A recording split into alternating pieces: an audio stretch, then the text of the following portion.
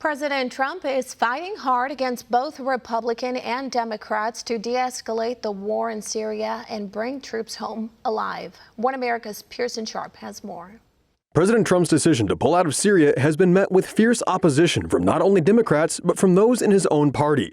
Deeply entrenched neoconservatives and political elites are denouncing the president for his efforts to withdraw from the conflict in Syria and bring American troops home. Among the president's main critics are Republican Senators Lindsey Graham, Ben Sasse, Marco Rubio, Liz Cheney, Elise Stefanik, and, of course, Mitt Romney. Both Democrats and these so-called conservatives don't want Americans to know the true cost of the unjust wars they're promoting, and previously it was illegal to even film the coffins of our fallen soldiers. While these war hawks support efforts that would put American men and women in their graves, they attack our president for his efforts to bring them home alive. But these are the same establishment leaders that have overseen the last 18 years of war and the loss of millions of lives, creating a legacy of bloodshed going back to Obama and George W. Bush. President Trump ran his campaign on putting America first, something that doesn't include fighting endless, pointless, and illegal wars in the Middle East. Beginning with George W. Bush and then Obama after him, these two presidents left behind a wake of devastation and destruction across the Middle East that is still claiming countless lives today.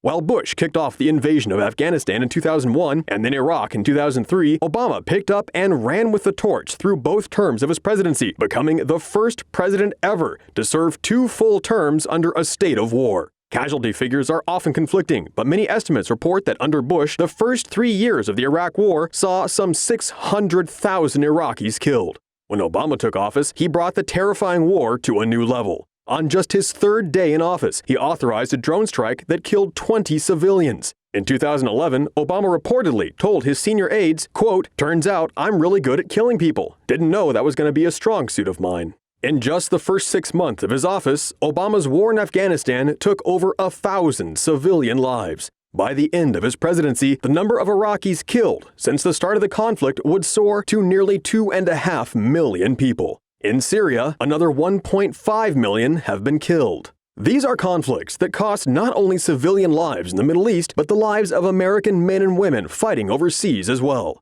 From Bush to Obama, some 4,000 U.S. troops were killed in Iraq. Over 2,000 were killed in Afghanistan, and from 2014, 76 have died fighting Obama's war in Syria. It's deaths like these that President Trump is fighting to prevent. While previous administrations have done everything in their power to keep the American people in the dark, including banning images of fallen soldiers being brought home from war, President Trump is doing everything in his power to shed light on the situation and keep our men and women safe. Pearson Sharp, One America News. Want to see more videos like this?